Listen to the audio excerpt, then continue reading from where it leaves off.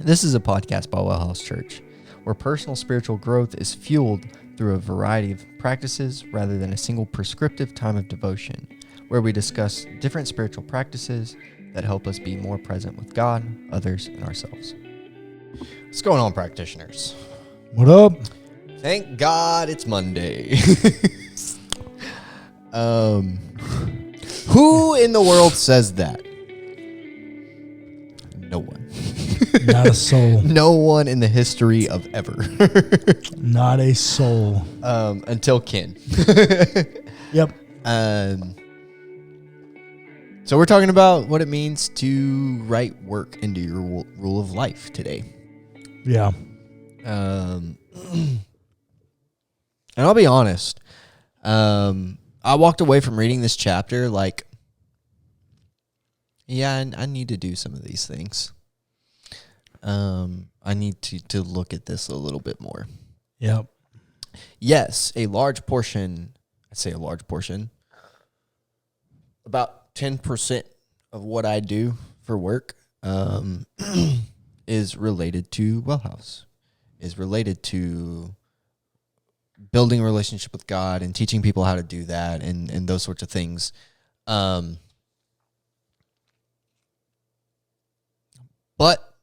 my relationship with work in relation to my Imago Dei is a different thing. Yeah, absolutely.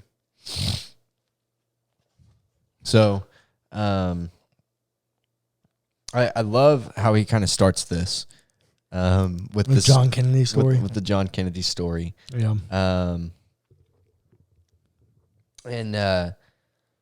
He says here, so there's this whole narrative, but I kind of want to sum it up here. Even those who hold white-collar jobs, hold on, let me back up. Most people believe that work, particularly work that involves difficult manual labor, is a necessary evil, something they would avoid if they could. Mm-hmm. Even those who hold white-collar jobs often feel this way about their work. Fundamentally, the work you do is work. Yeah. 100%. I will say, for me, that's a little bit different. I'm pretty convinced. I've had a therapist tell me it's more than likely that I have a work addiction, a work and money addiction. Right. And so I work all the time. Today, what time is it? It is like 10 o'clock. 10 o'clock. I am currently on hour 14 of my workday. And I'm not anywhere near done. Yeah. I'm 12. Yeah.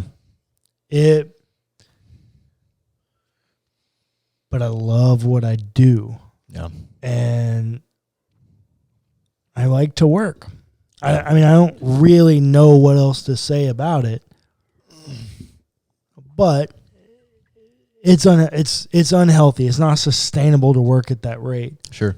And the reason that people work at that rate is because they feel like they're only valued if they work and perform at that rate. Sure. That's also your Enneagram type. It is. And all those sorts of things. But it is true that there has to be some level of balance. And yeah. We talked about this yesterday on Let's Talk 100%. about like balancing your life with self-care and those sorts of things. Well, and it's easy to find yourself there because one of the first things we see, as Ken points out, about God is that God's a worker. Yeah. God, when God busts on scene in Genesis 1:1, he gets to work. Yep. He begins creating. Yep. In Genesis 2, the first thing that he tells Adam, whom he makes, is to work, to tend and keep and have dominion over everything in the garden. Yeah. I love what he says here. God's continual engagement in manual and mental work reveals that work is intrinsically good. Yeah. That just kind of sums up everything, right? Work is directly related to your imago Dei, your image of God. Yeah. We see God do that. We see God command that. Therefore, when you work, you are pursuing godness depending on how you work. That's the key. You are pursuing godness if you are doing it correctly. Yep. And kind of leading to that, he talks about being a co-creator with God, which I found super interesting. I've never thought about it that way. Well, that's the entire narrative. God inviting you into God's divine work. Mm-hmm. I mean, that is the setup. Right. Here, I'm going to make this thing for you so that it's a place for you and I to fellowship together. Right. But as I've done my work to make you and this, you must do your work to tend and keep. Right. But when we hear this idea of God inviting us into his work, we think about it as kingdom work, or most people do. That is the easiest evangelical metaphor to kind of fall into. When we talk about this, we talk about it as serving the hungry, doing like being a pastor, leading a Sunday school thing, right? Like, no, yes, but no. Yeah. You going to your day job and doing data entry, if you do that with the right heart, you are co-creating with God. Yep.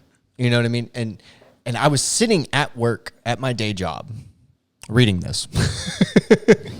And I had just finished doing some really monotonous stuff related to professional development. And I was like, you know what? You're right. Ken, you're on to something, buddy. Yep. Because I am making our instructors' lives, or I am trying to enhance our instructors' lives, which makes an impact on our students. Yep. Which makes an impact on their future and the people that they then go and impact. Yep. 100%. Co-creating with God. Yep. And super cool when you think about it that way. But also, something that we see as well is that your perspective on work really matters. It does. If you go into work with this perspective of, I hate my job and my job is meaningless, I don't do anything to help anybody,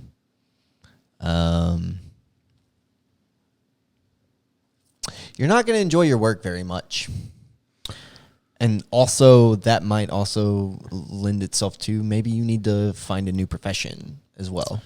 Well, and that is one thing. If I had one complaint with this chapter for Ken, it's that he doesn't do a great job of talking about the fact that next to sleep, you will spend majority of your life at work.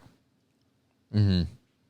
Of the hours you have available to you throughout your life, you will spend, if you're not asleep, the majority of those hours will go to work. Yep.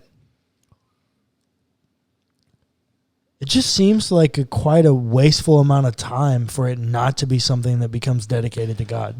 I agree. And whenever I got through the chapter, I was like, you didn't talk much about that. And fundamentally, if you're not happy with your job,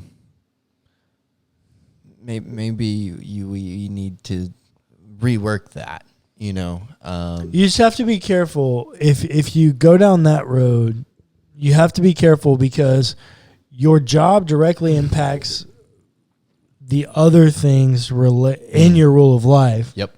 Play and money and, you know, all the things that come with work and relationships and friends. And agreed. It impacts all of those things. And so you can't just come to the place where you're like, I'm not happy in work. And just quit. And quit, because you're going to end up forfeiting the rest of your self-care, the rest of your rule of life. Absolutely. There is definitely a balance of how you go about navigating it. But I also agree that, like, if it's impossible for you to find joy in your work, it's time to try to find a new solution. But I loved what he said here, the way he kind of wrapped all that up was when we feel the satisfaction of making something, whether with our hands or with our head, alongside the Creator, we work.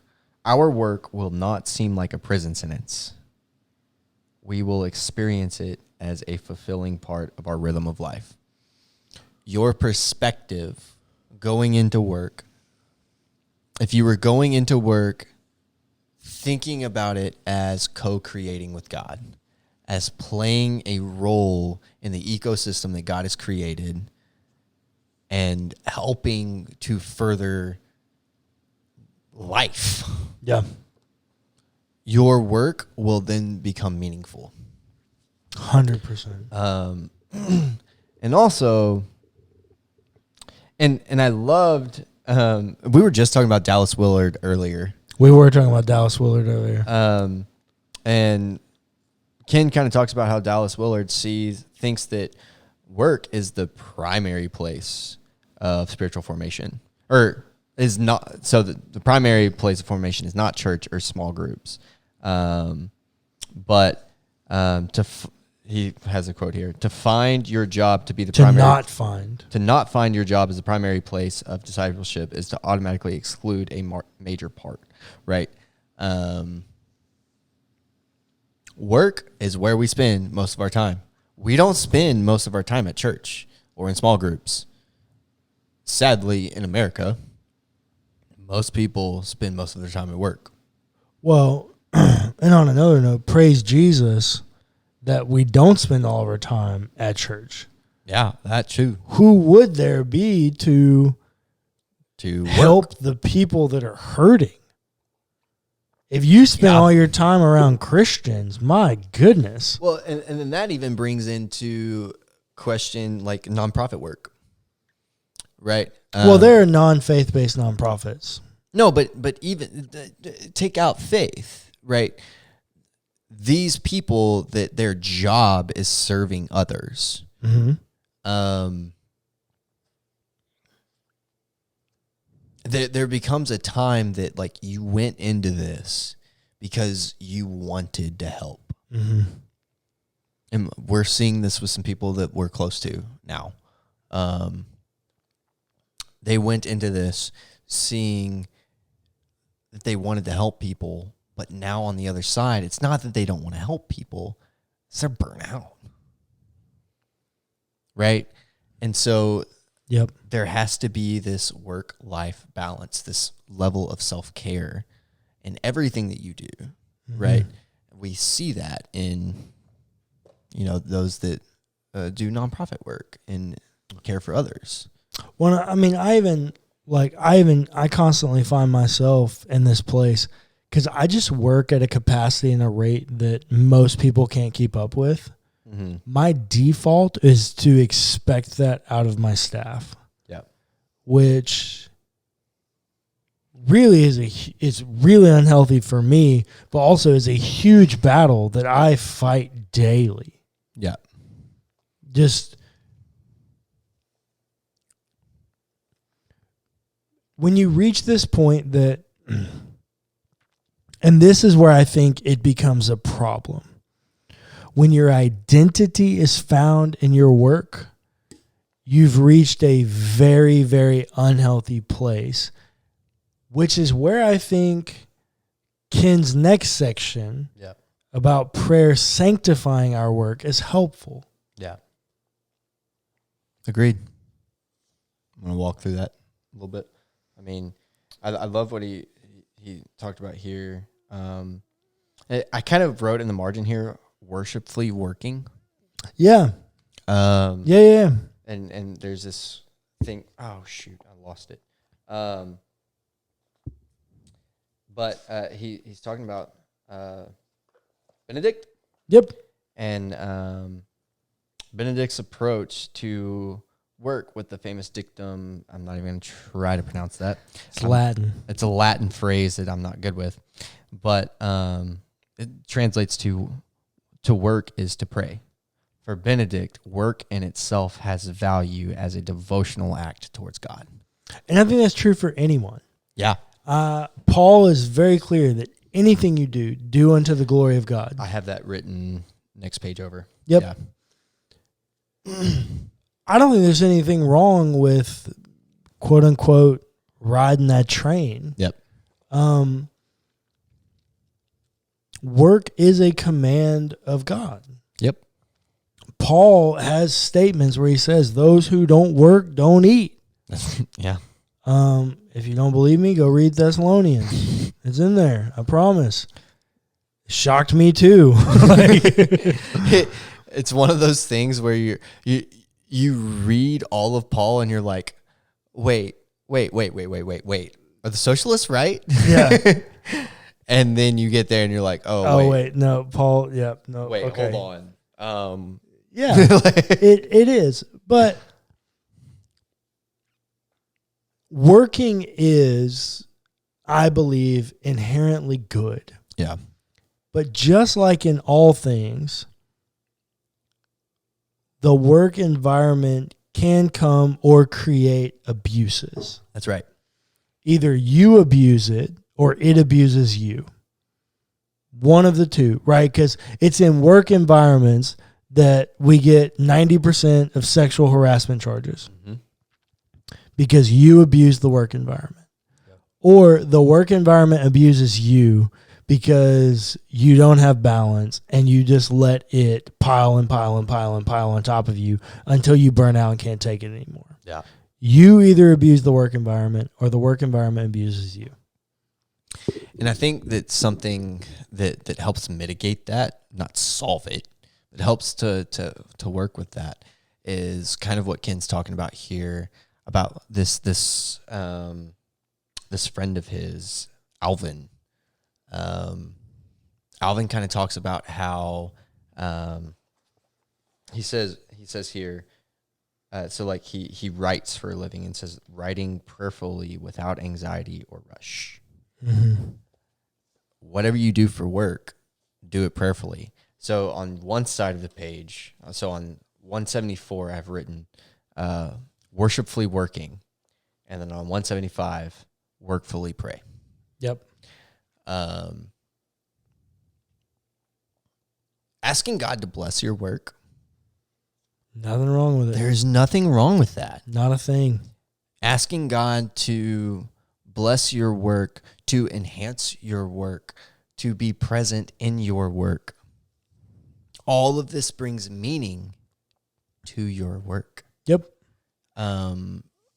Leading you to be more fulfilled in your job, rather than just being fulfilled in the busyness. Henry Nouwen, like, yep. It's, I don't know. I think for me, if there was one thing I want the listener to go away with about work and rule of life, is twofold. Is that work should give back to you as much as you give to it. Yep. If you are giving more to work than work gives back to you, something's out of balance. If work gives more to you than you give to it, something's out of balance. I'll give you two examples. If you work and work and work and work and work for countless hours and receive zero recognition and zero joy for the effort you put into it, and you leave work every day frustrated because of all those factors, you are giving work more than work gives to you. Vice versa. If you're a salesman for a major company and you just write off a bunch of stuff, you abuse the company credit card, you do stuff for your own personal gain and put it on the card, and you don't really meet your sales numbers, you just kind of abuse the credit card, meet enough sales to keep your job, that kind of thing. That's an ethical issue. You're taking advantage of the work. Yeah. It's got to be in a balance. And and this is why I say, I think majority of the time I can manage working a high capacity workload because what I put into work puts back to me. If there's that balance that what you put in, you get out, you've reached this place of mutuality. You've reached this place of congruency that's in harmony with your whole being. That image actually reflects the character of God. Yeah. That place where you give to work and work gives to you, I really do think is the narrative of Genesis 1 and 2. That God put in work to create and you put in work to sustain. That is the narrative of work through which we should be viewing all of our work and our relationships with our work and work environment.